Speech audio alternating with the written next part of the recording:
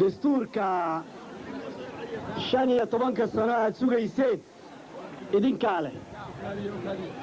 idiin sameeyey wax badan baad nalahaydeen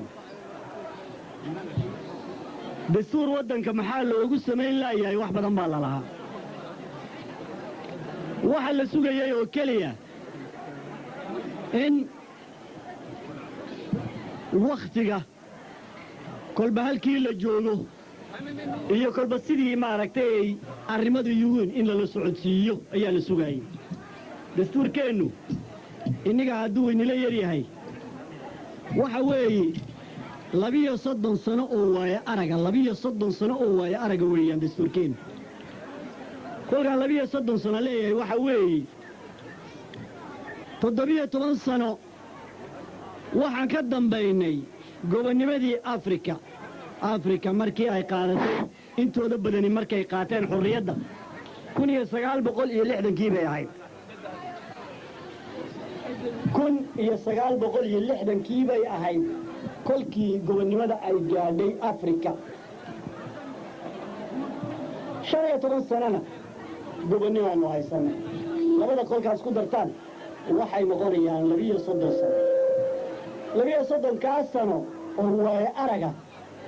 ayaanu isku keennay ragga dastuurka sameeyey dadkeennii weeyi waxaannu isku keennay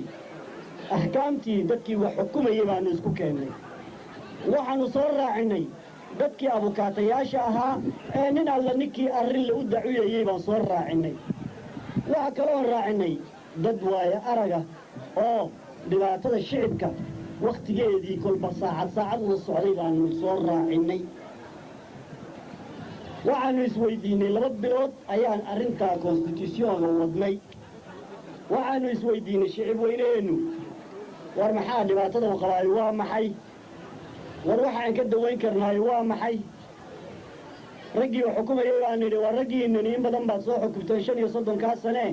dadkii aad xukumayseen dhibaatadoodu maxay u badnayd raggii daafacayay abukaatayaasha ahaa ayaannu nidhi war dadkii lacagta aad ka qaadanayseen ee daafacayseen war wixii aad ka daafacayseen ee dhibaato aad aragteen maxay ahayd foogsaneerkii waa weynaa ayaan ayagana wax weydiinnay dad kaloo waaye araggana wax waan weydiinnay markaanu isku keennay 2 bilood aanu arrimada isku keennay ayaannu qalanka ku duugnay oonu xukuumadda horgeynay waad aragteen dee waxaan u malaynayaa inaad aragteen oo nin kastaba u akhristay faransiis waa lagu qoray carabi waa lagu qoro haddayn weliini soo gaadhin waa laydiin keeni soomaali way ku qoran tahay oo iminka fartii u dambaysay ayaa la yartaa taabanayaa dabadeedna waa laydi gaadhsiin arrimaduna waxay yihiin sidaad iniguba u akhrisateen wax alla wixii dhibaato dadweynaha u qabay oo dhan baan halkaa ku soo qornay ku yidhaahda dhul baa layga dhacay ku yidhaahda waa la qabyaalad baa maaragtay maanta meel laygaga qaatay ku yidhaahda may si xun baa maanta lay galay oo waa lay dilay ku yidhaahda anigoo aqalkaygii iska jooga baa maaragtay ay caskari igu soo gashay ku kaloo yidhaahda dhibaato weyn baa xagga dawladda ku qabaa war waxaas oo dhanba waannu ka fiirsannay annagu haddaan baarlamanteer nahay dacwaduhu waa nagu badan yihiin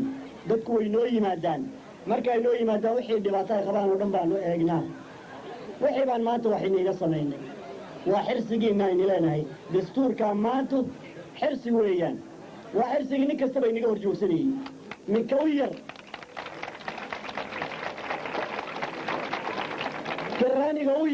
karraaniga u yar ee biirooda dawladda ugu tagaysaan ka caskariya ee dariiqa socda ka jandarmeriga ee dhibaato maaragtay hadduu dadka u geysto kaydila xaakimkii hadduu xukun darro kugu xukumo ka debitaygii hadduu ku itaal sheegto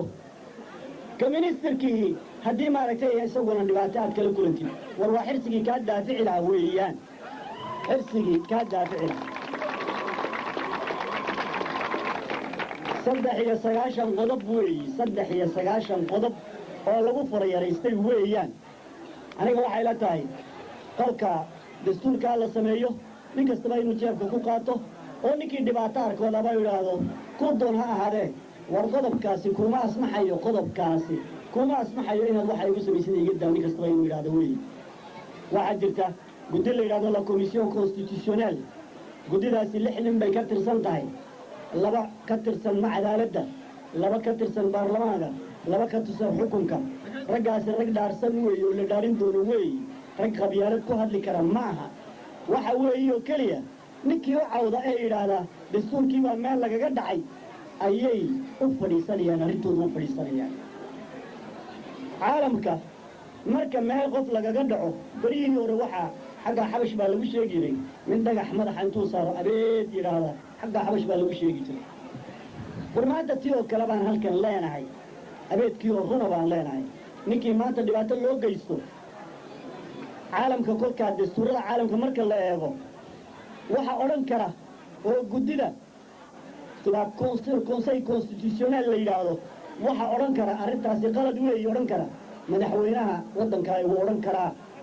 7 dabite oo isku tagtay way odhan kartaa laakiinse weli lama arag caalamka intaa caalamka dastuur aanu soo aragnay ninkii la dulmay oo guddida intuu warqad u qorto yidhaahda war waa lay dulmay sidaabaa la ii dulmay ee guddidaasi waxaan jecelahay inay ii fadhiisato arrimadayla eegto weli caalamka laguma arag teennaabaa u horraysa oonu ku qornay dastuurkeenna